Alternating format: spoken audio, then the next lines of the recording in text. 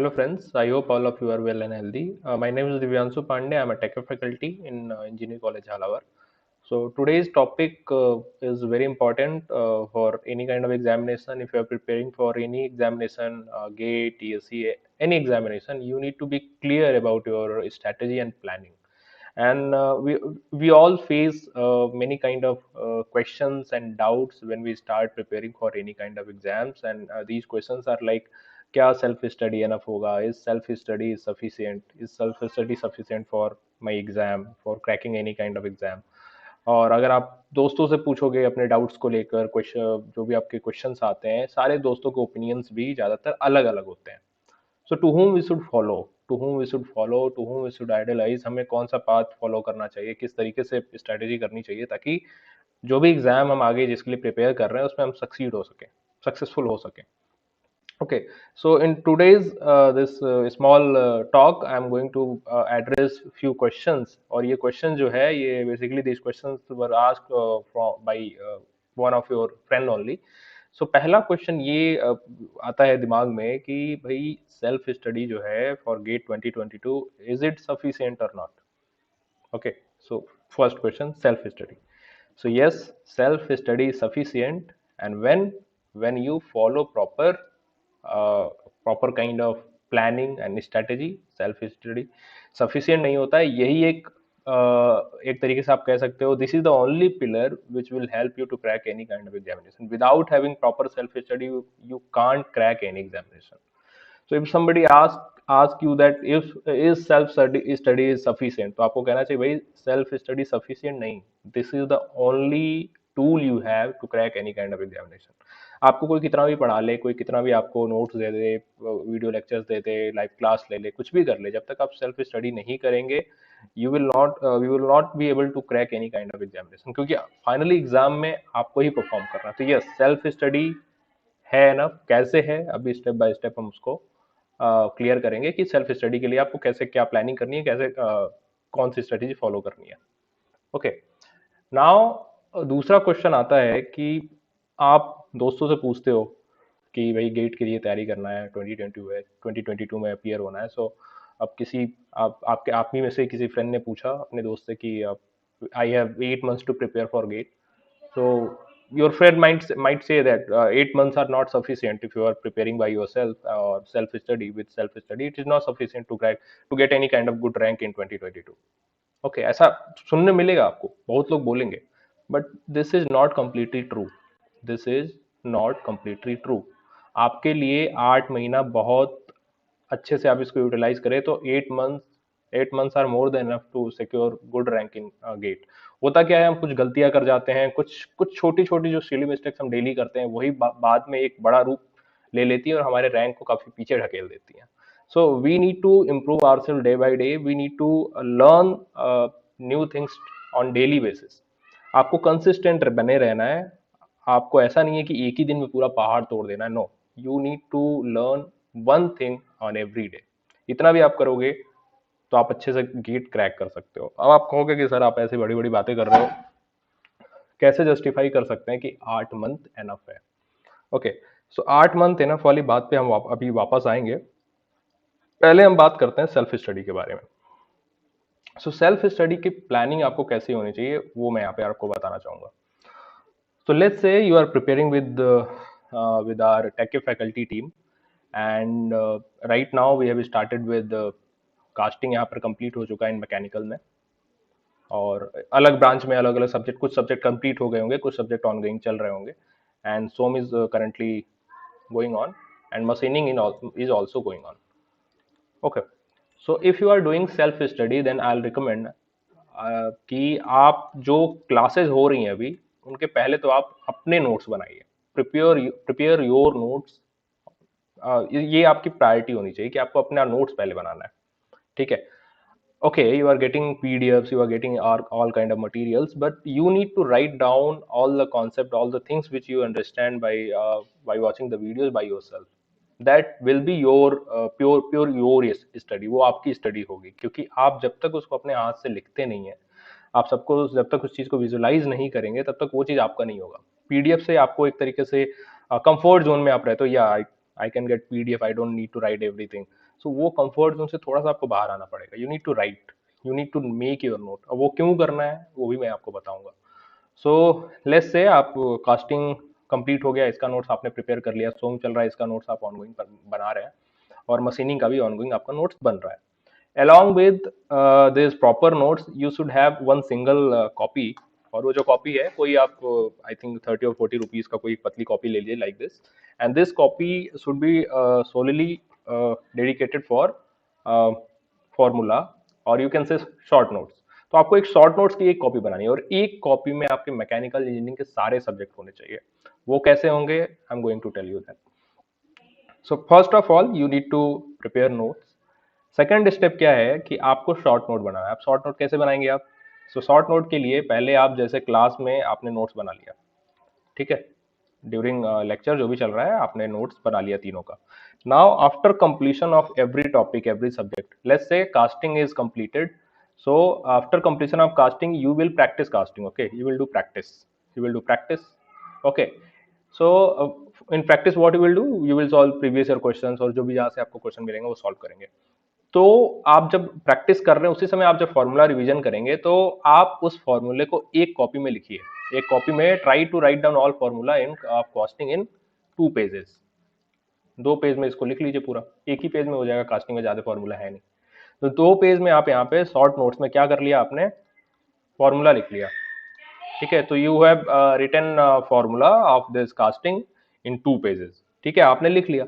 और यहाँ पर एक पेज थोड़ा इसको रिमेनिंग छोड़ दीजिए, 1 page you need to leave. वो क्यों छोड़ना है आगे देखेंगे।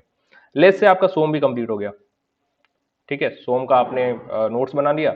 अब सोम कंप्लीट होने के बाद इसका भी शॉर्ट नोट्स बनाइए।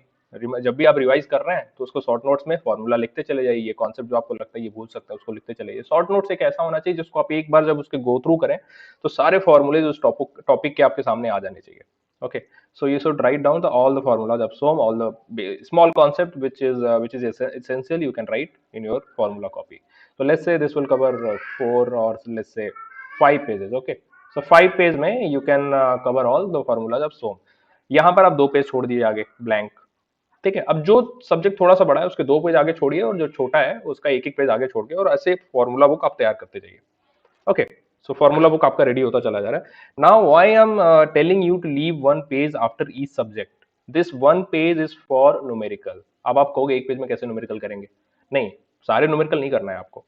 whenever you do practice, whenever you do practice of casting process, whenever you do practice of SOM process, you will encounter some questions which are difficult, okay. आप कोई ना कोई ऐसा क्वेश्चन आपको मिलेगा जो डिफिकल्ट होगा, और यू विल आपको लगेगा कि आगे हम इसको भूल सकते हैं, this is not a very easy question, I can forget it, मैं इसको भूल सकता हूँ, आगे याद नहीं रहेगा मुझे। तो ऐसे क्वेश्चंस को आपको इन जो 1 पेज का जगह है, जो 2 पेज का जगह है, वहां आपको नोट डाउन करना है, लिखना है। और ऐसे क्वेश्चन ज्यादा नहीं होते हैं। जब आप पूरा कास्टिंग का कॉन्सेप्ट आप क्लियर कर लिए हैं तो कुछ ही क्वेश्चन ऐसे ट्रिकी क्वेश्चन होंगे जो आपको अटकेंगे, जो पुराने पेपर्स में आए हुए हैं। तो you need to write all those questions in this remaining pages. So यहाँ पर लिख लिया आपने, सोम के कुछ क्वेश्चंस है उसको सोम वाले पोर्शन में लिख लिया, ओके। सो इस तरीके से क्या होगा, आपको एक तो फॉर्मूला बुक ये रेडी हो रहा है, along with formula book you are also collecting some questions, tricky questions based on every topic, okay. तो ये आप करते चल रहे हैं, साथ ही साथ सब कुछ चल रहा है पैरेलल, याद रखिएगा। कोई चीज ये नहीं कि आप बाद में कर रहे हैं, सब कुछ पैरेलल चल रहा है।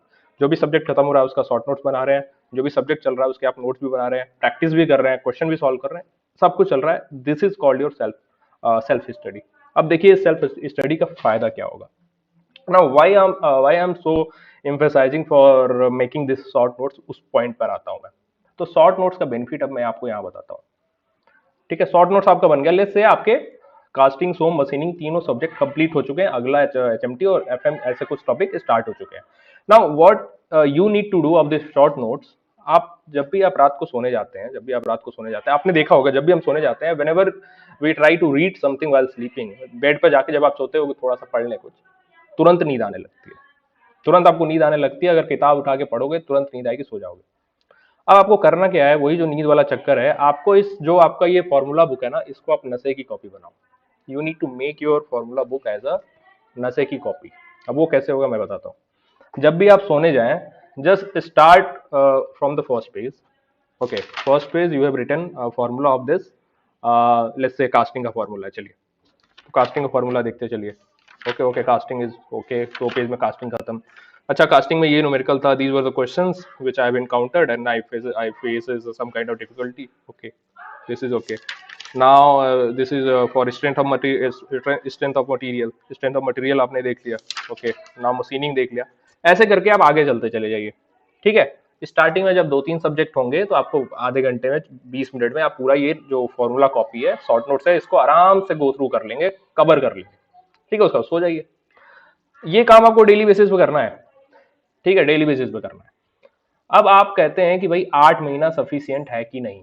अब देखिए, 8 महीने में आप मान लीजिए 1 महीना 30 दिन का है, तो कितना आ जाएगा आपके पास, 240 डेज आ जाएगा। 40 दिन हटा दीजिए भाई, 40 दिन हम नहीं पढ़ पाएंगे, डेली हम रिवीजन नहीं कर पाएंगे 40 दिन, 200 दिन मान लीजिए।